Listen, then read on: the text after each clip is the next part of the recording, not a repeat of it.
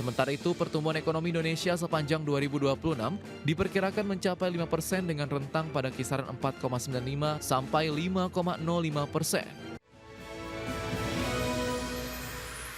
LPEM Feb UI memperkirakan ekonomi Indonesia pada kuartal 2 2026 tumbuh melambat di kisaran 4,78 hingga 4,82%.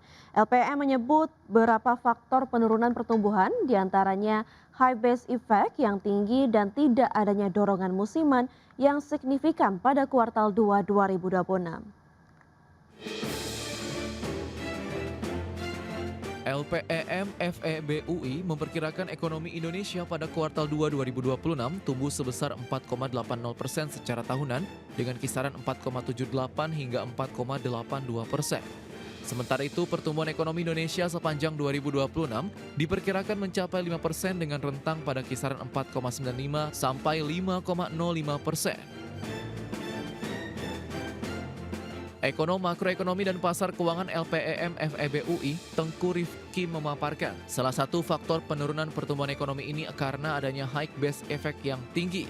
Pasalnya, perekonomian Indonesia tumbuh sebesar 5,12% secara tahunan pada kuartal 2 2025.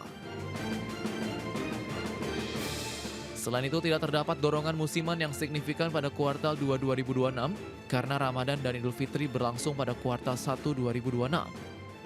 Faktor lainnya yakni guncangan eksternal berupa tingginya harga energi dan pelemahan nilai tukar rupiah memicu inflasi impor sehingga meningkatkan biaya produksi.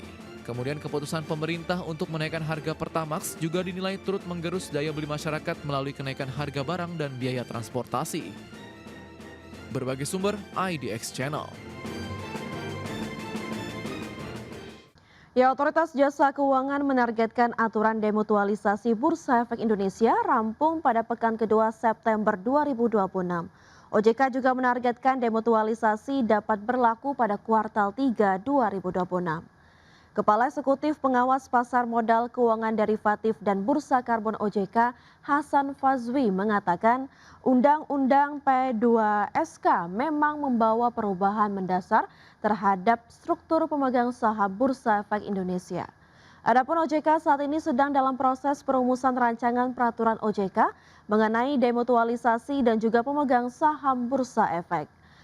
Ketentuan ini mencerminkan bahwa sifat Bursa Efek Indonesia bukan lagi berdasarkan keanggotaan atau mutual, melainkan bersifat demutualisasi dan bersifat orientasi laba atau profit.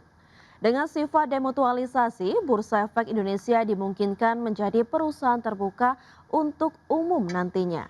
Dengan demikian, Bursa Efek Indonesia diharapkan dapat memenuhi tujuan memperkuat aspek tata kelola, meningkatkan kepercayaan investor dan memperluas partisipasi berbagai pemangku kepentingan.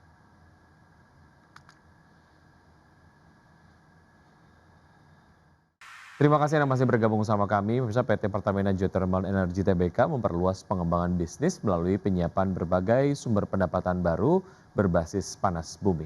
Ya, langkah strategis ini mencakup pengembangan fasilitas green hydrogen hingga pasukan energi bersih untuk green data center.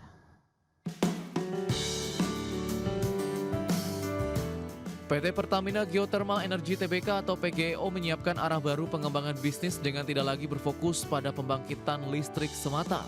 Perseroan menggarap sejumlah sumber pendapatan baru atau new revenue stream. Salah satu proyek unggulan yakni percontohan fasilitas green hydrogen di Ulu Belu, Lampung yang ditargetkan beroperasi pada November tahun 2026. Fasilitas tersebut dirancang memiliki kapasitas produksi mencapai 100 kg hidrogen hijau per hari. Perseroan juga mulai membangun ekosistem hidrogen sebelum masuk ke tahap bisnis komersial dalam 2 hingga 3 tahun mendatang.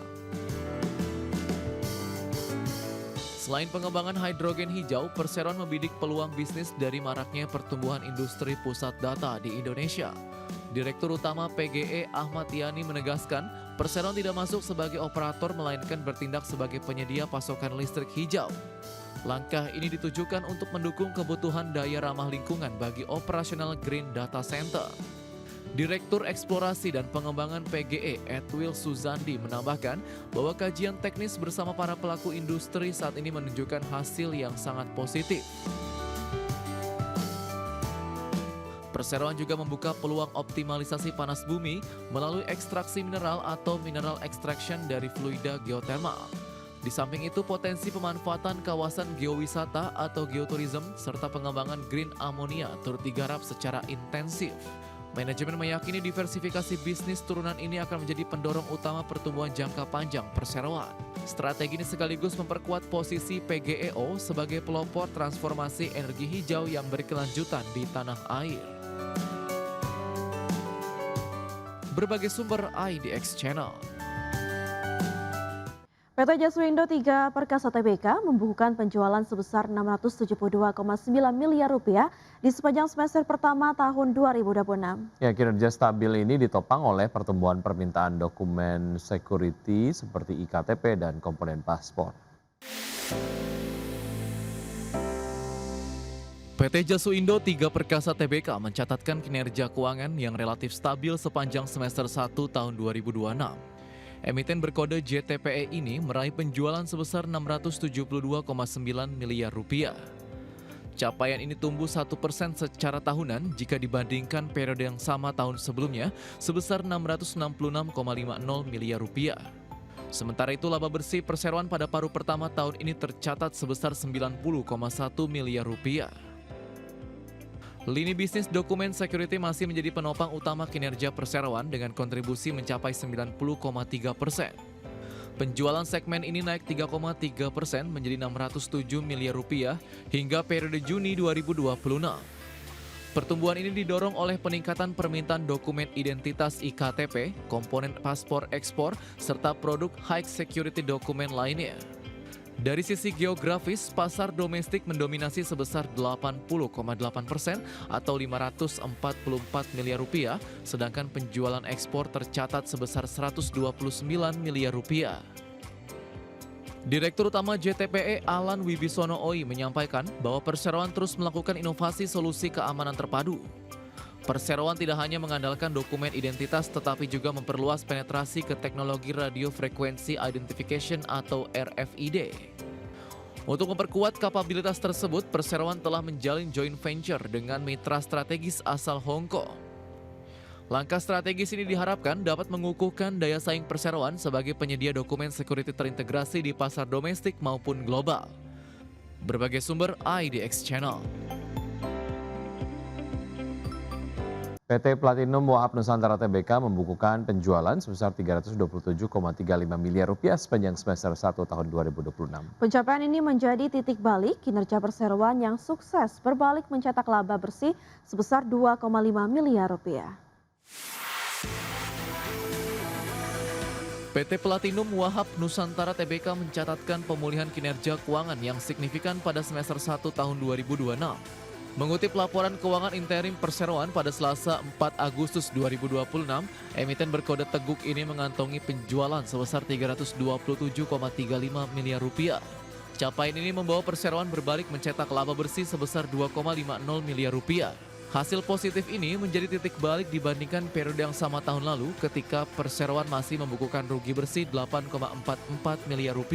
Peningkatan kinerja keuangan Perseroan ditopang oleh mulai beroperasinya lini bisnis baru di bidang perdagangan dan pengolahan daging beku. Direktur Utama Teguk Agus Suhada menyampaikan bahwa transformasi bisnis yang dimulai sejak akhir tahun 2025 telah membuahkan hasil positif. Diversifikasi usaha ini berhasil memperkuat struktur bisnis sekaligus menciptakan sumber pendapatan yang lebih beragam. Pengembangan bisnis baru tersebut didukung oleh jaringan pemasok dan pelanggan yang solid, serta pengalaman panjang manajemen di industri daging. Memasuki paruh kedua tahun 2026, manajemen optimistis tren pertumbuhan positif akan terus berlanjut. Perseroan bakal memfokuskan strategi pada peningkatan penetrasi pasar, perluasan jaringan distribusi, serta pengembangan produk bernilai tambah. Langkah ini dilakukan untuk memperkuat fundamental usaha dan membangun pertumbuhan profitabilitas secara konsisten. Manajemen berkomitmen menjaga momentum efisiensi operasional demi memberikan nilai tambah jangka panjang bagi pemegang saham. Berbagai sumber IDX Channel.